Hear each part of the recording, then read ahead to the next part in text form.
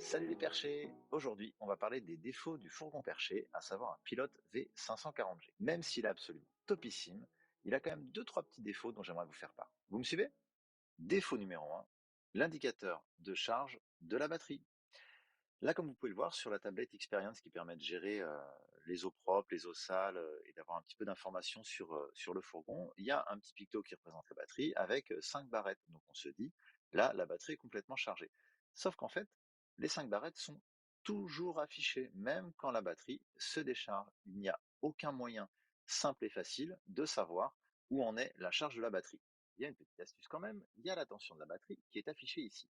La tension de la batterie, elle va varier entre 11 volts quand la batterie est flinguée et 13 volts 5, voire 14 volts, mais c'est très rare quand la batterie est complètement chargée. Donc, on va partir du principe que 0,5 volts égale 20% de batterie. Donc, typiquement, quand la batterie est à 13 volts, je suis à 80% de charge. Quand elle est à 12,5, je suis à 60% de charge, etc., etc.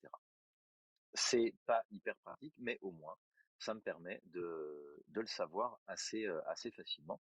Néanmoins, c'est quand même un petit peu nul qu'il n'y ait pas un pourcentage de batterie ou les petites barrettes qui descendent. Alors juste, moi j'ai fait changer la batterie. J'ai mis une grosse batterie au lithium, donc il est possible que ça soit cette batterie-là qui fasse qu'on ne peut pas avoir l'indication du pourcentage de charge. Néanmoins, le concessionnaire m'a indiqué que ça restait fixe sur tous les petits tableaux. Bref, à suivre. Autre petit défaut, la qualité des finitions.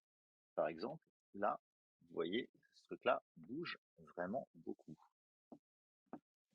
Ici en bas, on le voit pas très bien, mais à la vidéo, mais là, il y a un petit creux, en fait, entre la pièce et le morceau de bois, une petite zone où l'air peut s'infiltrer. Et bon, c'est là aussi pas catastrophique, mais c'est quand même un petit peu limite niveau finition. Dans la salle de bain, hop là, on arrive à la salle de bain. Dans la salle de bain, cette partie-là, là, ici, tout le long, et sur le côté qui remonte, le joint n'était pas fait. Ce qui fait que la première douche que j'ai prise, le couloir de l'entrée était complètement noyé. Donc évidemment, c'est pas compliqué. J'ai refait un joint pour éviter de faire l'aller-retour chez le concessionnaire, et ça marche très bien. Mais en termes de finition, c'est quand même limite. D'ailleurs, en termes de finition, si on tourne, on peut voir aussi que les joints qui ont été faits par Pilote sont quand même pas d'une qualité de finition terrible. Voilà, ça c'est pas moi qui ai fait ce joint-là, clairement. Là aussi, vous pouvez le voir, le joint de finition d'origine est quand même pas terrible. Donc voilà, niveau finition, c'est pas du tip top. Autre petit truc hein, sur la finition de la salle de bain. La porte n'est pas posée droite. Comme vous pouvez le voir ici, il y a environ un doigt d'écart entre la paroi et la porte coulissante. Et si on descend, et ben en bas, il n'y a plus du tout d'écart. Donc résultat, quand on prend une douche, ici, il y a de l'eau qui peut sortir et qui sort d'ailleurs de la cabine de douche. Il faut faire gaffe à pas orienter le jet vers la porte. Là aussi, c'est un cata. Il y a quelques petites vis à dévisser là-haut pour redresser la paroi. Mais en termes de finition, sur un fourgon de ce prix-là, c'est pas terrible. On continue sur la salle de bain. Salle de bain qui, cela dit, est le point fort du fourgon. Ici, comme vous pouvez le voir, il y a un petit espace de rangement au-dessus du lavabo. Sauf que cet espace de rangement, il n'y a pas de porte. Donc quand on se douche, forcément, tout est trempé.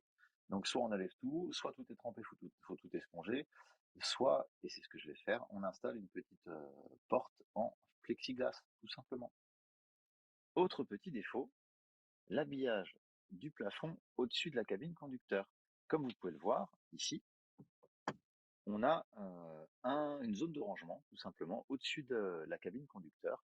Alors qu'on peut considérer très pratique parce que ça permet de ranger l'échelle du toit relevable ou un certain nombre d'affaires, les vêtements, sacs à dos, etc.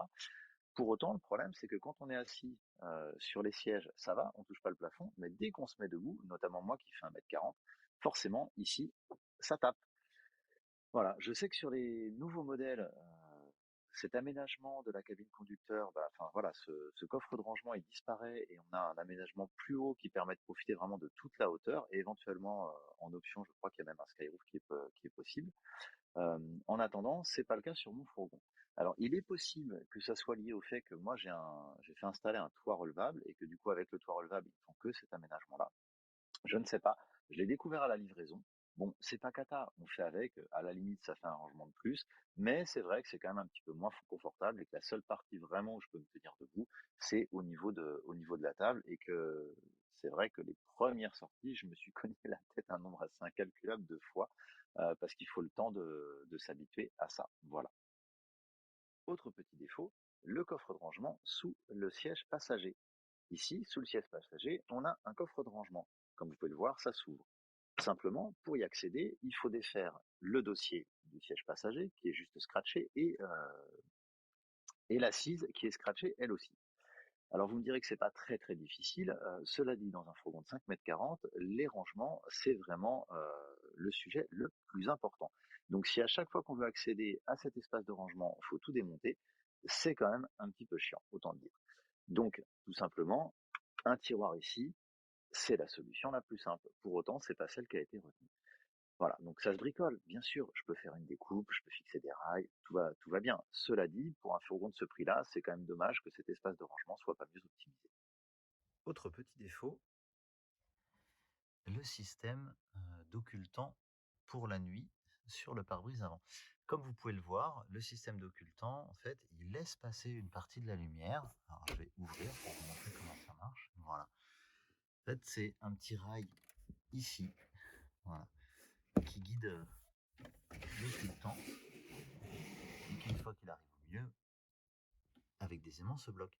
Sauf que, ben, tout simplement, il y a un petit jour qui se laisse. Alors, là aussi, c'est quelque chose sur un fourgon de ce prix-là qui est un peu dommage, surtout que finalement, il suffisait juste de prévoir une petite partie en bas qui vienne euh, empêcher la lumière de passer. Donc, bon, bah, qu'est-ce qu'on fait? Nous, on y met les pulls ou les serviettes et ça fait le job, mais bon, c'est pas non plus tip top, quoi, tout simplement. Dernier défaut, l'évacuation de l'évier. Alors là, je peux pas vous le montrer parce que j'ai vidé les cuves, nettoyé tout ça.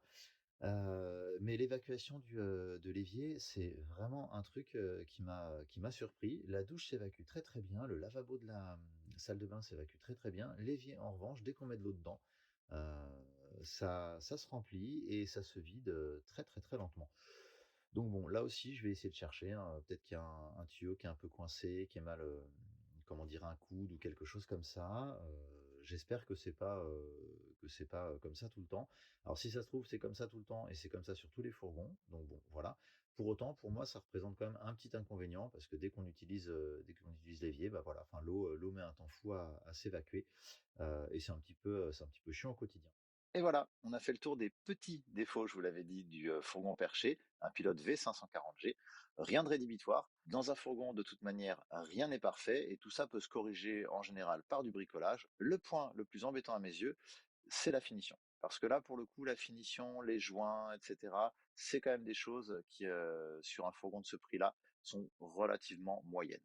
Mais là aussi, je vais faire avec, je vais trouver des solutions et profiter à fond du fourgon perché. À plus les perchés!